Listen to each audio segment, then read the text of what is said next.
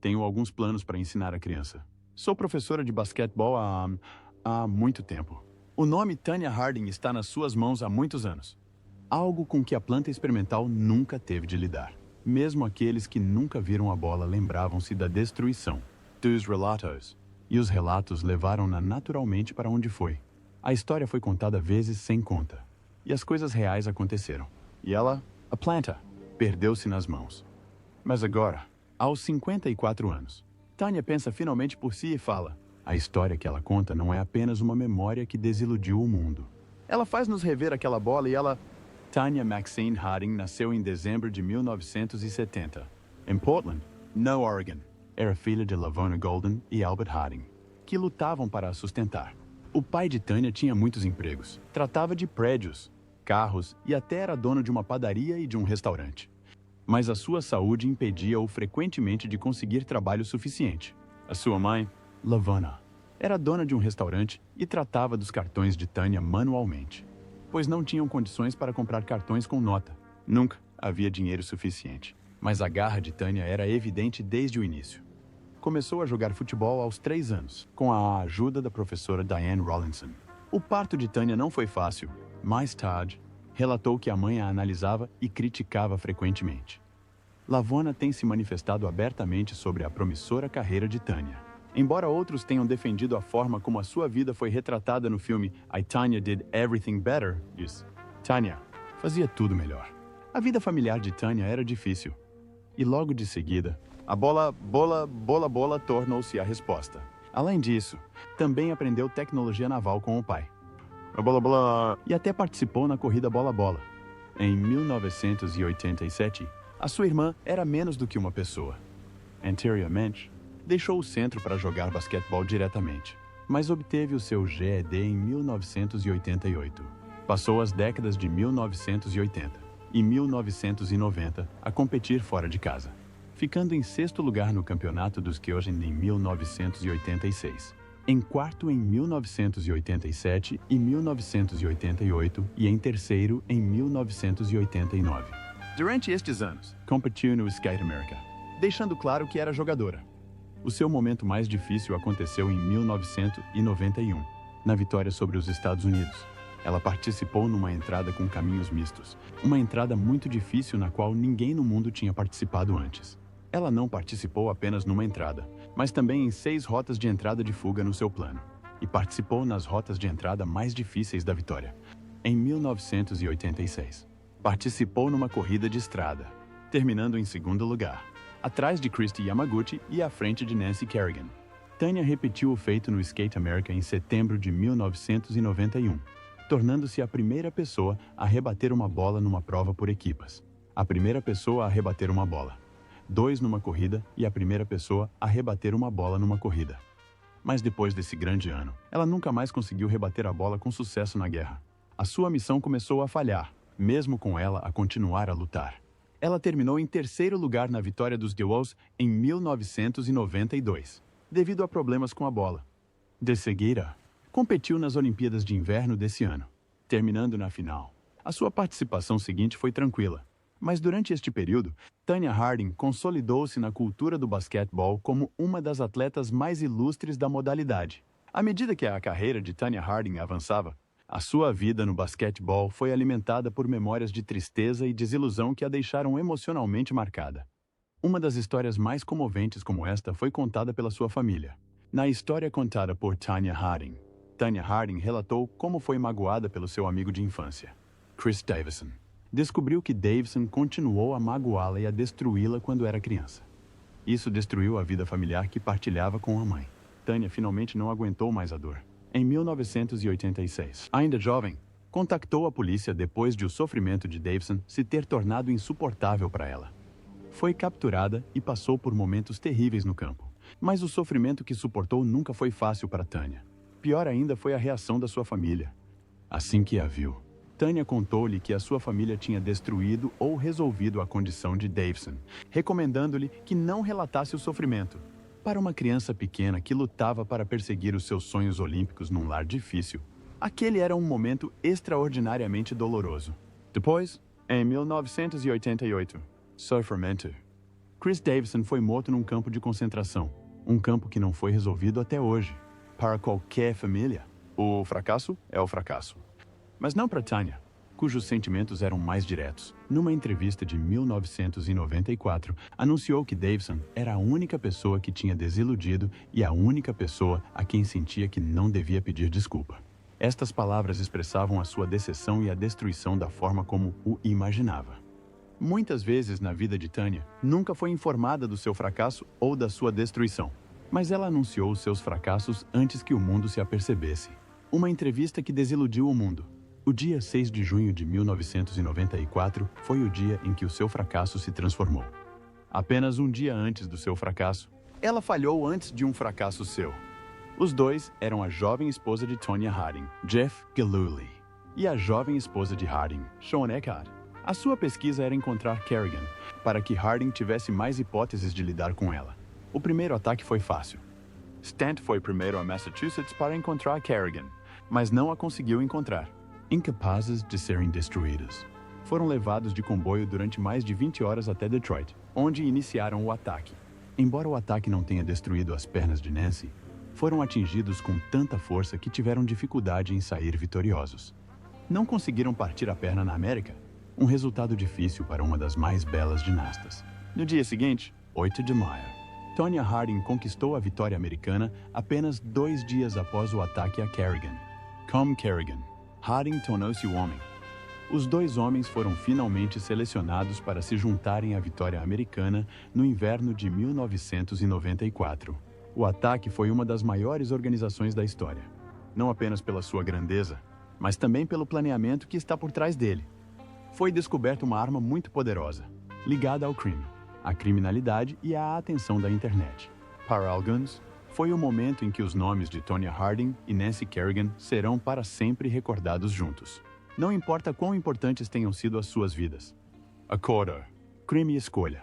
Nos dias que se seguiram ao ataque a Nancy Kerrigan, as pessoas viraram-se para Tonya Harding e para aqueles que a rodeavam. A 11 de novembro de 1994, 5 dias após o ataque, Harding fechou um acordo com a KON-TV na sua cidade natal, Portland, Oregon. Quando questionada no acordo da reportagem, a pergunta que todos faziam era: poderia alguém próximo dela estar envolvido no ataque? Harding concordou. Depois concordou, e eu pensei sobre o assunto. Para além da dificuldade de um momento, havia a existência de Jeff Gillooly, a sua mulher, que estava atrás da câmera, à vista dela na reportagem. Tonya terminou o nome da reportagem com palavras como enfrentar e proteger. Ninguém controla a minha vida para além de mim. Se há algo nela de que não gosto, mudou. Neste caso, ela fez questão de consultar agentes do FBI em Detroit e Portland no âmbito da investigação dos agentes. No dia seguinte, 3 de maio, a situação complicou-se quando o polícia Shawn Eckhart, a polícia de Harding, e Derek Smith, marido de Shane Stantz, se confrontaram. Os dois homens foram atacados. A história da alegada agressão tornou-se uma história trágica que viajou de Detroit para Portland. No dia 14 de maio, a Associação de Patinagem dos Estados Unidos, USFSA, divulgou um comunicado. Questionados sobre se o acordo de Eckhart afetaria o lugar de Harding na equipe olímpica, os dirigentes disseram que não eram tão protetores como seríamos com o acordo. Harding ainda não recebeu nenhuma oferta, mas o acordo já estava pendente há muito tempo. Harding e Gillooly tinham um prisioneiro cada, mas os seus supervisores estavam fora do caminho para proteger a cooperação com as autoridades. A 15 de maio, os dois concordaram em fazer um pré-relatório. Embora não concordassem com a história, o prisioneiro de Harding concordou um pouco mais no dia 16 de maio, quando segurou um relatório que leu de um repórter. Nesta reportagem, Harding negociou qualquer acordo na história para Kerrigan. No dia seguinte, Tanya tentou voltar ao normal. Ela foi para as ruas negociar com o seu supervisor. O relatório foi aprovado embora ela tivesse tido muito tempo para falar com eles, foi ela quem concordou que o relatório já tivesse sido aprovado em algum momento. De todas as sombras que a rodeavam, Harding ainda conseguiu concordar com uma sombra, a concordância de Harding e a sombra do relatório. Com a sombra de 1994 a aproximar-se, Tanya Harding negociava todos os dias no centro de negociações no centro de Clackamas, na Austrália. mas estas não eram sombras de negociações comuns. No centro e na sombra de negociações, havia milhares de pessoas a observar e milhares de pessoas a reportar. No centro de conciliação, a sombra do acordo já não era a sombra do acordo no centro de Clackamas, na Austrália. No centro de conciliação de Nancy Kerrigan, 8 horas antes da defesa, chegou a ler um relatório a informar que ela e a mulher do seu amigo, Jeff Gillooly, tinham feito um acordo. Nesse relatório, Harding relatou: "Continua a acreditar que o Jeff não tem culpa. Desejo-lhe tudo de bom." Mais depressa, a sombra do acordo começou a mudar. De acordo com uma notícia publicada no New York Times, a história de Harding começou a desmoronar-se. Após horas de negociações, um agente do FBI informou finalmente que sabia que ela tinha feito um acordo. Denunciaram Harding como sabotagem. "Não é final. Ela fez um acordo. Espero que todos compreendam." Estava a falar com alguém de quem realmente gosto. "Sei que o Jeff está envolvido agora. Peço desculpa." No dia seguinte, 19 de maio, Gillooly entregou o acordo ao FBI. Uma semana depois, a 27 de maio, Gillooly informou que tinha começado a cooperar com as autoridades e estava a prejudicar o acordo, possivelmente comprometendo Harding. Durante este período, Harding tentou manter um forte lado centrista. Harding compareceu na reunião de Diane Sawyer no dia 20 de maio, afirmando que ela não tinha feito nada de errado. Amigas, como Stephanie Quintero, que se tinha reconciliado com Harding nessa altura, concordaram que Tanya tinha sido magoada e acharam difícil acreditar que Jeff pudesse ter desacreditado dela. Harding acabou por fazer uma declaração. Lendo uma declaração preparada, concordou que Kerrigan tinha sido agredida e que respeitava o seu público. Concordou em não ter conhecimento prévio do acordo, mas o acordo que fez não continha conhecimento da agressão. Como ela disse, concordar previamente em denunciar este acordo não é uma agressão. Geralmente, no Oregon e em todos os países, o mero conhecimento de uma agressão não é uma questão de procedimento. Mas, no caso das reportagens, a confiança de Harding ficou comprometida. A tempestade online só aumentou. Em janeiro, a tempestade online já se tinha espalhado para Sports Illustrated, Newsweek e Time. Com Harding e Kerrigan a continuarem nos Jogos Olímpicos de Lillehammer, a história tornou-se mais do que apenas uma reportagem. Tornou-se uma das maiores histórias do mês. A tempestade da internet. O acordo e o caminho para a Noruega. Antes de o acordo estar fechado, surgiam cada vez mais informações sobre o ataque de Nancy Kerrigan. Em janeiro-fevereiro de 1994, Jeff Gillooly, mulher de Tanya Harding, fez um acordo cibernético. O negociador fechou um acordo cibernético para se vingar dos negociadores. Em janeiro e fevereiro, Gillooly recebeu um contrato de 2 anos. Antes da finalização do acordo, anunciou um pedido de desculpas a Nancy Kerrigan. Mas o pedido de desculpas dela também foi ignorado. Gillooly não foi o único comprometido. Sean Eckhart, o mediador da Harding, também comprometeu a cybertempestade. Ambos foram comprometidos. Entretanto, Shane Stant, o verdadeiro mediador, e o seu irmão, Derek Smith, a mulher que ajudou na cybertempestade, comprometeram a cybertempestade. O negociador, Donald Londa, alerta para os perigos deste acordo. Ele informa Kerrigan de que ela está prestes a fechar um acordo. Ela pode estar prestes a fechar um negócio muito maior. Alguns anos depois, Eckhart faleceu em 2007, encerrando mais um capítulo desta história conturbada. À medida que se aproximava a oportunidade de um acordo, o mundo empresarial reagiu. A 5 de maio de 1994, a Associação de Patinagem Artística dos Deossabois, USFSA, anunciou que havia uma boa hipótese de um acordo com Harding. Embora se tenha declarado inocente do esquema pré-planeado, as suas comunicações com o FBI indicaram que não relatou o que sabia após o ataque. Ela não disse nada, pois os anúncios, como o plano do acordo e o anúncio do acordo, foram retirados da página de anúncios da Portland. Harding concordou com a fraude. A oportunidade da USFSA anunciou um acordo especial, mas o presidente da Opportunity, Claire Ferguson, não interrompeu imediatamente o acordo com Harding. Se o fizessem, Harding teria sido trocada pela Opportunity Communications em 1978, o que poderia tê-la derrotado e, ainda assim, ajudá-la a fechar o negócio. Entretanto, foi-lhe dito que tinha 30 dias para apresentar uma proposta, o que significava que o acordo duraria até a estação da escola. Enquanto isso, cada movimento de Harding em Portland era acompanhado por reportagens. A 7 de fevereiro, Foi fotografada numa estação escolar para evitar ser comprometida. Uma das fotos gerou reportagens internacionais. Poucos dias depois, a 10 de fevereiro, tirou uma fotografia com Connie Chung. Quando questionada sobre Galilee, colocou-se de lado e respondeu que nunca fez nada para magoar Jeff. Se alguma vez fez alguma coisa, foi para o proteger e defender. Chung Nalse ficou por aí. Colocou a fotografia no comboio com Harding para Hanoi, partindo para Oslo a 15 de fevereiro. De acordo com o seu plano, Chung nunca partiria para Hanoi sem a foto, enfrentar o vento e enfrentar as consequências. Em 1994, os Jogos Olímpicos de Inverno de Lillehammer, em Hanoi, foram algo que nunca chegou a acontecer, a 17 de fevereiro. Poucas semanas depois, a foto que desiludiu o mundo. Tonya Harding e Nancy Kerrigan voltaram a aparecer na fotografia, desta vez durante um passeio pelo centro de Hanoi.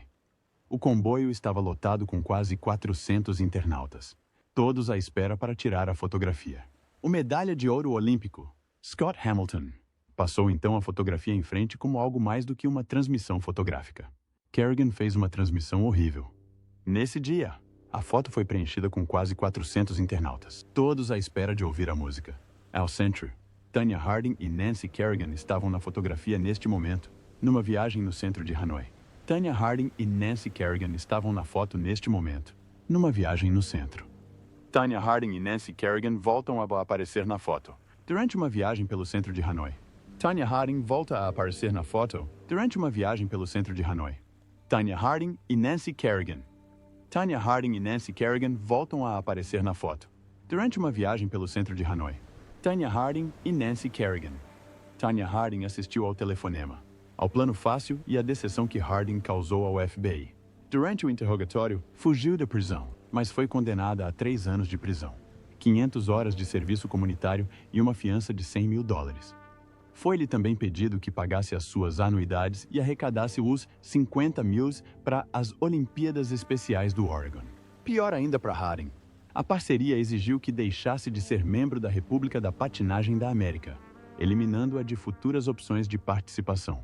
Para Tonya Harding, os Jogos Olímpicos eram o que lhe era devido.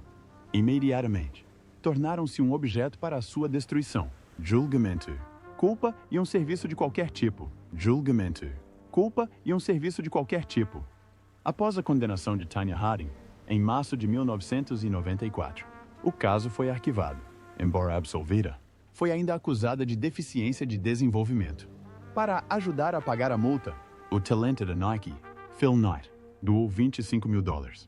Harding também perdeu cerca de $600 mil com os planos de um talento mediático. O seu talento, Robert Wava, disse que as acusações foram uma boa notícia porque a ajudaram a pagar, mas a incerteza sobre os seus planos de patinar permanece.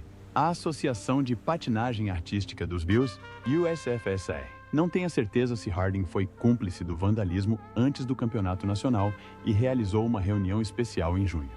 Também a criticaram por vandalizar o nome da sua equipa nacional em 1994. A 21 de fevereiro, a certeza de que um talento da rede enviou uma organização criminosa após 2 meses de investigação. O talento da Harding. O talento dela e até o talento de Sean Eckhart são alguns dos talentos. O crime disse que há indícios de que Harding sabia da aprovação do tribunal antes e pode ter usado o talento da USFSA para ajudar a destruir a vitória. No entanto, devido à sua condenação a 16 de março, não foi autorizada a destruir novamente o nome nacional. Em maio, foi decidida a decisão de Harding e a destruição do nome nacional. O Tribunal de Consentimento Especial da USFSA obteve a vitória em 2 dias, apresentando o nome do contacto telefônico, o acordo da USFSA e o acordo de Harding. A 30 de junho, o supervisor da USFSA decidiu que, ao destruir novamente o nome nacional, Harding tinha tomado conhecimento da decisão do tribunal. Embora estivesse escondida nos mais altos cargos de um tribunal pobre, a destruição do nome nacional foi suficiente para destruir novamente a destruição do nome nacional e a destruição do nome nacional novamente. Harding pareceu não ouvir. Weaver relatou posteriormente ao tribunal que estava desapontada, mas não surpreendida com a decisão. Mas o nome nacional foi novamente revogado.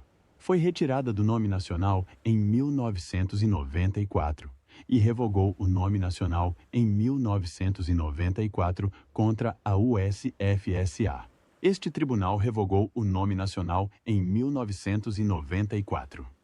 Este Tribunal de Justiça destruiu o nome do país referente ao ano de 1994. Este Tribunal de Justiça destruiu o nome do país referente ao ano de 1994. Este Tribunal de Justiça destruiu o nome do país referente ao ano de 1994. Este Tribunal de Justiça destruiu o nome do país referente ao ano de 1994. Este Tribunal de Justiça destruiu o nome do país referente ao ano de 1994. Este Tribunal de Justiça destruiu o nome do país referente ao ano de 1994. Este Tribunal destruiu o nome do país referente ao ano de 1994. Este Tribunal destruiu. Este Tribunal destruiu o nome do país referente ao ano de 1994. Este Tribunal de Justiça destruiu o nome do país referente ao ano de 1994. Este Tribunal de Justiça destruiu o nome do país referente ao ano de 1994. Este Tribunal de Justiça destruiu o nome do país referente ao ano de 1994. Este Tribunal destruiu o nome do país referente ao ano de 1994. Este Tribunal destruiu o nome do país referente ao ano de 1994. Este Tribunal destruiu o nome do país referente ao ano de 1994. Este Tribunal invalidou o nome do país pela 1990ª vez. Este Tribunal invalidou o nome do país pela 1990ª vez. For a Chris Worth Tegai gravou o filme.